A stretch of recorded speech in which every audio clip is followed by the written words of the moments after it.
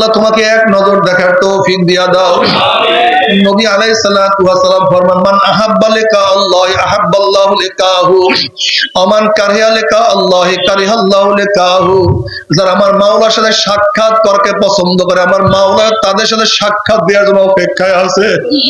যারা মাওলার সাথে সাক্ষাৎ করতে চাও, আমার মাওলা অপেক্ষায় আছে তোমার সাথে সাক্ষাৎ করার জন্য। বান্দা তুমি সাক্ষাৎ করবে। ও যুবক বাবারা, ও আমার মুরব্বী বাবারা, পর্দারা মা বোনেরা, যারা মাওলার সাথে সাক্ষাৎ করতেছে, আমার মাওলা অপেক্ষা আছে কখন বান্দাদের সাথে সাক্ষাৎ দিবে। কিন্তু যারা মাওলার সাথে সাক্ষাৎ করতে চাও না, আমার মাওলায় কপাল পোড়ার সাথে সাক্ষাৎ দিবে না। আল্লাহ আল্লাহ তোমাকে এক নজর দেখার তৌফিক দিয়া দাও, একটা বার দেখার তৌফিক দিয়া। আমার মাওলার দিদার কি যে মজা, কি যে শান্তি। জান্নাত দো जोक से यार आप क्या करो, आरज़ू है मैं तुझे साथ देखा करो। बहबे तू जन्नत दोज़ों का साए दरूबा, बात दोज़ों जन्नत साए जाफेजा।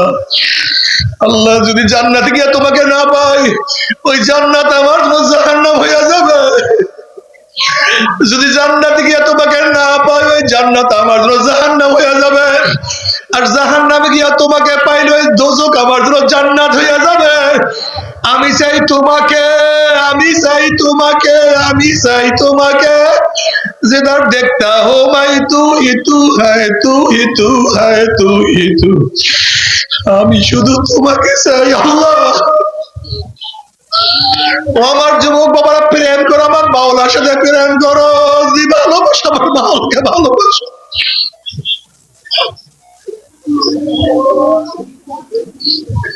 ঈসা আলাইহিস সালাতু ওয়াস সালাম একদিন এক জায়গা থেকে রওনা করছেন, এক গ্রাম থেকে রওনা করছেন। একটা যুবক ঈসা আলাইহিস সালাতু ওয়াস সালাম দেখিয়া চিনিয়া ফেলাইছে। ওই যুবক বলছে, আপনি কি নবী ঈসা? আমি নবী ঈসা। যুবক বলছে, আপনি আমার জন্য দোয়া করেন যেন আল্লাহ পাক আমাকে এক অণু পরিমাণ মুহাব্বত দান করে। ঈসা আলাইহিস সালাতু ওয়াস সালাম বললেন, তুমি এক অণু পরিমাণ মাওলার মুহাব্বত সহ্য করতে পারবা না। এবার যুবক বলতে আছে, তাহলে অর্ধ অণু পরিমাণ মুহাব্বতের জন্য দোয়া করেন। ঈসা আলাইহিস সালাতু ওয়াস সালাম যুবকের জন্য অর্ধ অণু পরিমাণ মুহাব্বতের দোয়া করিয়া চলিয়া গেলেন।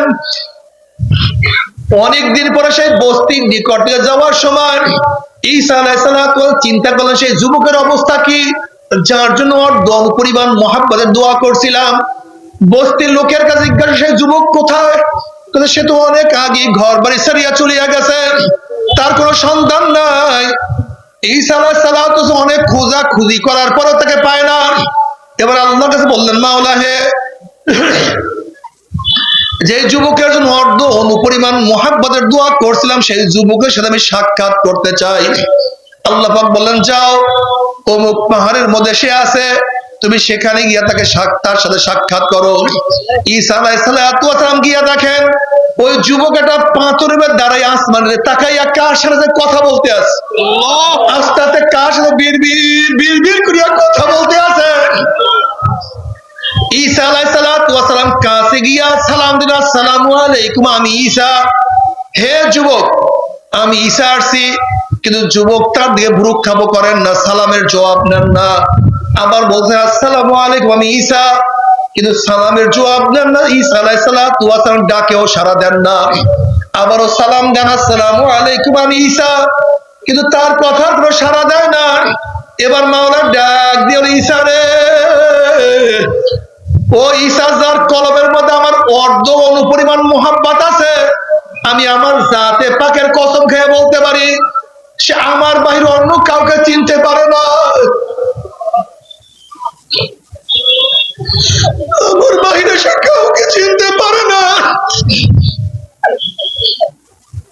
ও তো जिधर देखता हूं मैं तू ही तू है, तू ही तू है, तू ही तू। আমি যে যেদিকে তাকায় শুধু তুমি, তুমি, তুমি, শুধু তুমি। আমার যুবক বড় মোহাব্বত, আমার মাওলাকে মোহাব্বত করো, কি যে মজা।